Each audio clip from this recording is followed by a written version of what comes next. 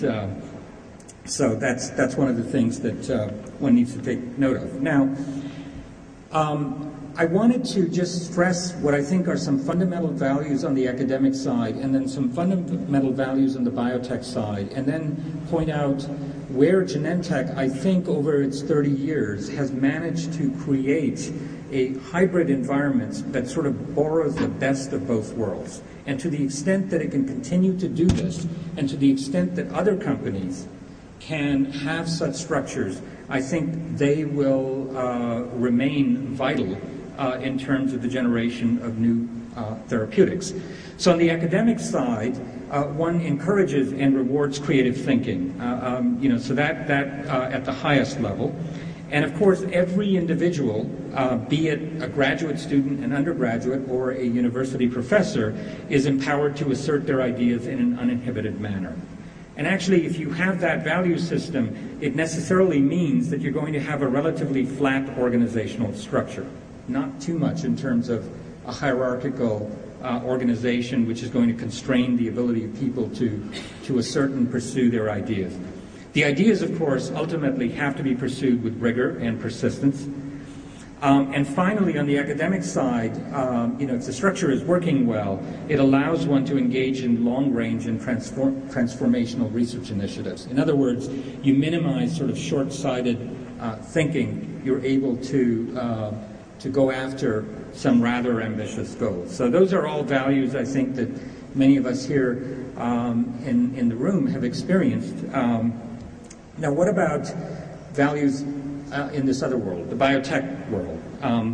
So I think what sets it apart, of course, is that now, instead of just inhabiting the domain of abstract ideas, which we do on the academic side, you really have to insist on picking and translating these abstract ideas into real-world applications. And I have the greatest respect for people who have been able to do that successfully, because now you have to satisfy real-world constraints. And so it just cannot be an idea that sort of makes sense. It has to make sense because it has to generate something that works.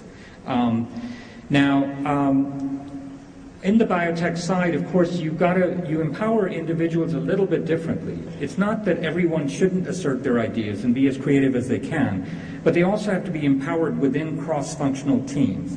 So people at times have to be able to subsume their egos some in order to get that whole team to work, because the team, of course, involves experts of different sorts of expertise.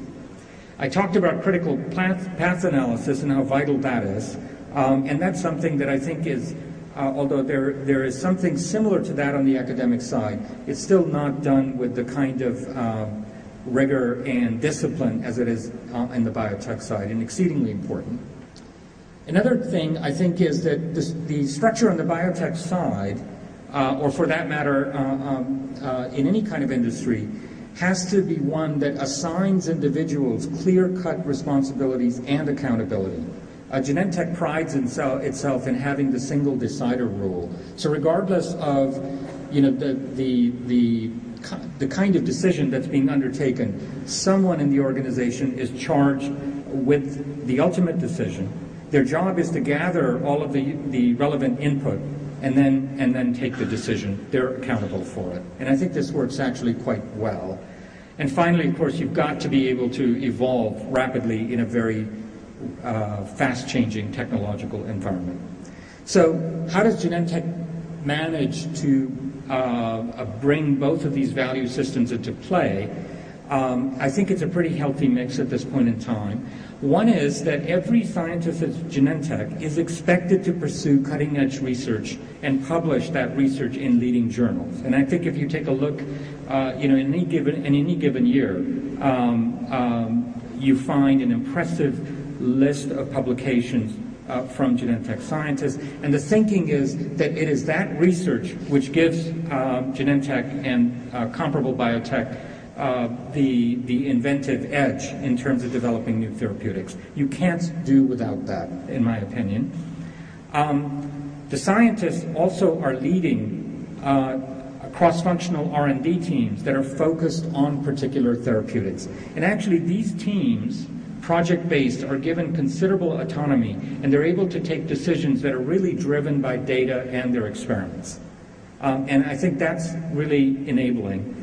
Now, each therapeutic program undergoes very rigorous scientific review, and that review involves a panel of biologists, clinicians, diagnostics, and safety assessment experts. It sort of works like a review panel at the National Institutes of Health. And then, of course, you get your pink sheet or your blue sheet, which provides very timely and actionable feedback. That is, the team gets that, and they're now able to, accordingly shape the program. And the final thing, which I think is really the most important thing, is that scientific rigor and inventiveness trump all other considerations. And I've really seen this over the past year. And it's actually that you need both. Because if you have rigor, but you're not inventive, well, the program might not proceed because intense competition.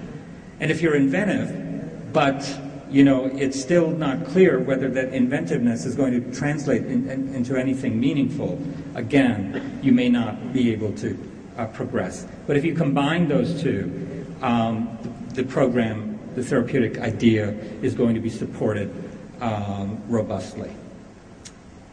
So my own philosophy in terms of how I'm structuring this department is to really bring these elements into play at a high level. And so I will just end in terms of how we're hoping to do this. I'm trying to organize research foci within the department that are going to be analyzing fundamental issues in immune responses, which involves, of course, a very complex cellular interplay.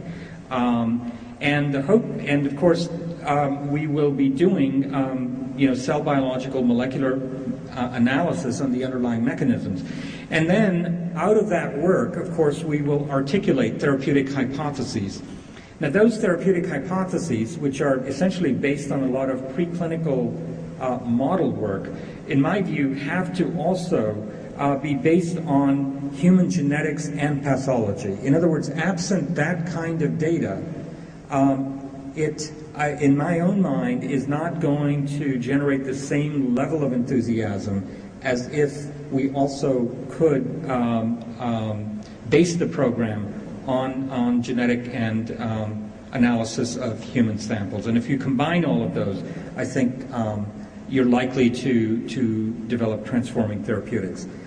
The final thing is that when one thinks about the manner in which we've gone about developing therapeutics, as I pointed out, antibodies have been enormously effective, and second-generation antibodies have helped to advance that platform. I think ultimately what gets me excited is combining biological specificity, which of course is present in large molecules or peptides, combining that with spatially restricted or regulated delivery. Because if you can combine those two features, now you can enhance the therapeutic index enormously, both in terms of efficacy, in other words, being able to operate at much lower drug concentrations, and critically to avoid the usual issues that one faces with systemic exposure. So my last slide, and I thought fittingly I should end it on innovation, and so please don't confuse this with innovative thoughts of my own. I simply want to sort of state the obvious, which is that exceedingly important in this arena to embrace a culture of innovation. And so you have to put an emphasis on creative research and development activities. And it means taking hard decisions, if you can afford to do so in the organization, that is eliminating possibilities that offer little intellectual or competitive edge. Now, that's a hard decision to take, but I think if you pride yourself as an innovative organization in this arena, then you have to not go there.